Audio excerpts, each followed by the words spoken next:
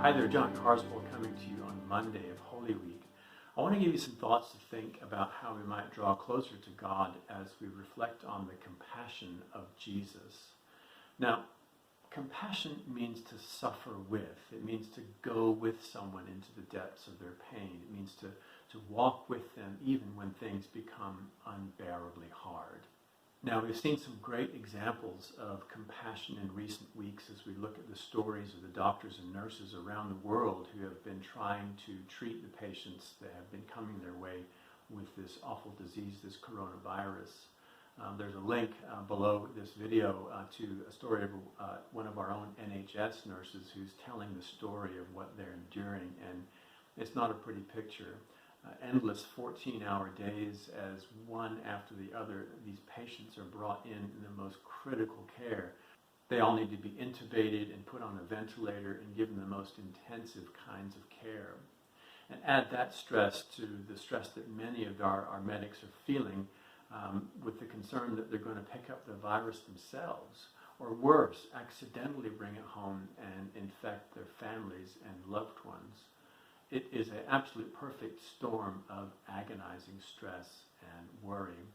To say that these women and men have compassion is an understatement. They are suffering with us and for us in ways that we can't begin to imagine. For centuries, Christians have been encouraged to reflect upon the suffering of Jesus in his last days on earth. Now, that's a strange thing to think about. But the reason that we're asked to do so is that the more we understand the passion or the suffering of Jesus, the more we understand the love of God. Because God had compassion on us and suffered with us and for us in the person of Jesus Christ. Now, that's not an easy thing to do, and for two reasons. One is that we're unfamiliar with the story, and two is that we're overly familiar with the story. First of all, we're unfamiliar with the story. It is impossible for us to take ourselves back 2,000 years to the first century. None of us have ever, thankfully, witnessed a crucifixion. We don't know what it means to be flogged or to be stripped and beaten and forced to carry a cross through the city streets. The second reason that it's hard to think about the suffering of Jesus is because we're overly familiar with the story. In other words, we know how it ends. One of the things that makes suffering so hard is not knowing how or when it's going to come to an end. If we can say it's going to last 6 days or 7 days or even 2 weeks, we can say, right, I can tick those off one after the other on the calendar. But knowing how the story ends is a bit like watching last week's football game. If you know how the score is going to end up, then there's no point in watching it. And that's how it makes it difficult for us to comprehend the suffering of Jesus, because we know how the story ends, and we can't now unknow how the story ends. So I want to give you a different way of thinking about it this week. In the Roman Catholic Church and in the Orthodox Church, they use icons. These are not objects of worship, but rather they're aids to worship. And the faithful are encouraged to look at the icons, the images or the statues, as a way of helping them understand something that really is quite beyond our understanding.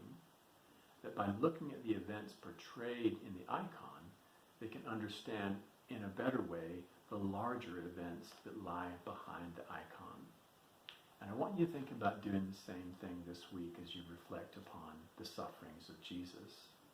I'd like you to reflect on the suffering of Jesus by looking at the suffering and the compassion that we're witnessing in the hospitals around the world today.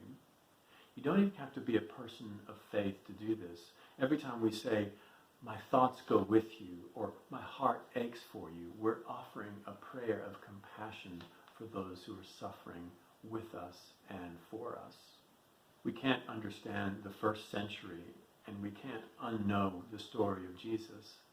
But we can understand a 21st century health crisis, and we can understand what it feels like not knowing how this thing is going to end. If you'd like, you can join me in this word of prayer. Holy God, how our hearts ache for those who are suffering, for doctors and nurses and patients and families alike for all those whose lives are endangered by this disease.